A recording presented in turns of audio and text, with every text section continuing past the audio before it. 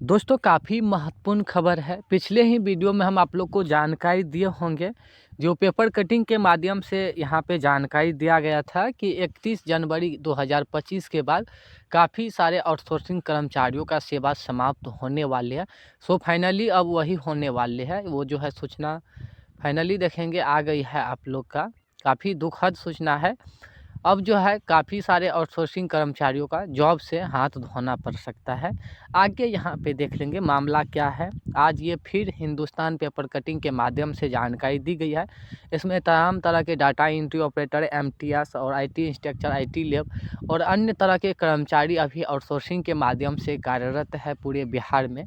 अब जो है आप लोग का सेवा समाप्त होने वाले है 31 जनवरी और 31 मार्च से पहले।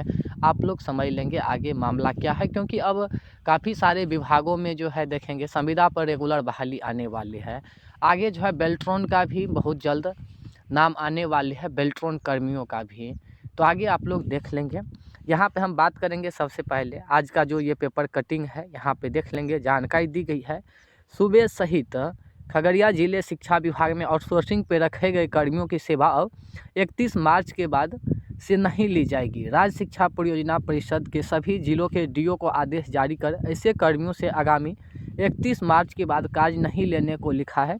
इस आदेश से खगड़िया जिले में स्थापना से लेकर एसएस शाखा में आउटसोर्सिंग से रखे गए करीब 7 कर्मी कार्य से हटाए जाएंगे। जाहिर है कि गत साल विभिन्न तिथियों में एजेंसी के माध्यम से शिक्षा विभाग में कार्यों के लिए रखा गया, जिससे विभाग अब काम नहीं लेने का निर्णय लिया है, जिससे खगड़िया में डीपीएम, आईसीटी, डीपीएम प्रोग्रामर, अकाउंटर, सहायक और एमटीएस के रूप में रखे गए कर्मी से आगामी पहली अप्रैल से कार्य नहीं लिया जाएगा। साथ ही साथ विभाग ने संबंधित एजेंसियों को भी इसके लेकर पत्र दिया है।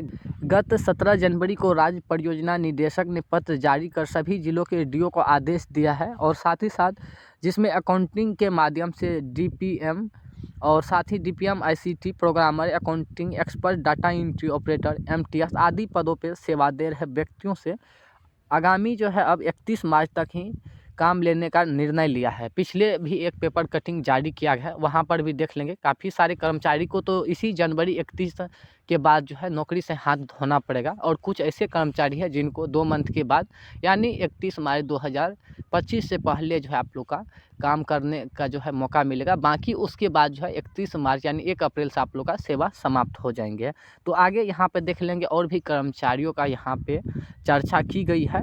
शिक्षा कार्यालयों में एजेंसी से लिया जा रहा है काम। गत साल से शिक्षा कार्यालयों में विभिन्न पदों के लिए एजेंसी के माध्यम से व्यक्तियों को रखकर काम लिया जा रहा है। जिले में ऐसे व्यक्तियों की संख्या काफ़ी बताई जा रही है। हालांकि फिलहाल इस लेटर से प्रखंड स्तर पर रखे गए बीआरपी एवं MTS, BRP 100 data entry operator प्रभावित नहीं होने की बात कही जा रही है। जाहिर है कि हर प्रखंड में एमटीएस, बीआरसी एजेंसियों के माध्यम से गत साल रखे गए, वहीं हर प्रखंड में बीआरसी को रखा गया, जिसकी संख्या ज़िले में 20 बताई जा रही है। यहाँ पे समझ लेंगे कहीं न कहीं बिहार में जो भी एजेंसी अभी आउटसोर्सिंग कर्मचारी प्रोवाइड करवा रहे हैं, हम काफ़ी दिनों से कह रहे हैं कि जो जेन्युइन कंपनी है उसी के माध्यम से जो है आप लोग जॉब कीजिए। नहीं तो आने वाले समय में यही 1 से 2-3 साल के बाद जैसे इन लोग को हटाया जा रहा है, देखेंगे 2 साल 3 साल भी नहीं हुआ है और अब जो है इन लोग को सेवा जो है समाप्त की जा रही है। तो इसीलिए हम कहते हैं जो मतलब एग्रीमेंट अप्रूवल है, जैसे बेल्ट्रॉन, उर्मिला, इन सब एजेंसियों से अगर आप लोग को आउटसोर्सिंग पे जॉब मिलता है तो 90% जो है आप लोग कर सकते हैं। बाकी जो भी अभी बिहार में काफ़ी सारे सर्विस प्रोवाइडर एजेंसी आ गई है, मतलब प्राइवेट कंपनी जो कर्मचारी प्रोवाइड करवा रही है, तो इन सब से जो है अब सेवा समाप्त हो रही है। तो यहाँ पे समझ लेंगे एक और पेपर कटिंग है, उसके बारे में भी समझ लेंगे। यहाँ पे देखेंगे 5 दिन पहले ही हमने जानकारी दिए होंगे, और जब तक ऑफिशियल जानकारी नहीं आ जाती है तब तक हम आप लोग को बताया है कि इस पर कोई भी अभी विश्वास नहीं करेंगे। लेकिन अब जो है पेपर कटिंग के माध्यम से और ऑफिशियल पत्र भी जारी कर दी गई है।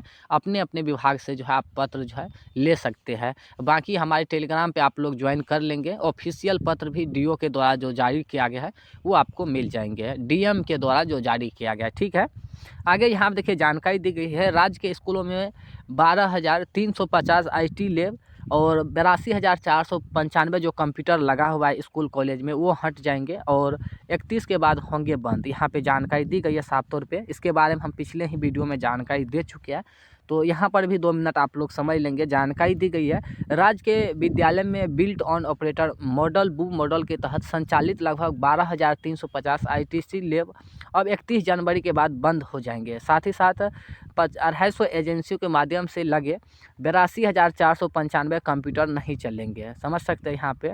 और सभी नामित एजेंसियों से विपत्र प्राप्त कर 40 करोड़ रुपयों का आवंटन जारी कर दिया है, जो भी पहले से कर्मचारी कार्यरत है, तो ताकि उन लोग को पेमेंट भुगतान करके सेवा समाप्त कर दे। ठीक है, तो इतना रुपया खर्च हुआ था, यहाँ पे समझ लेंगे।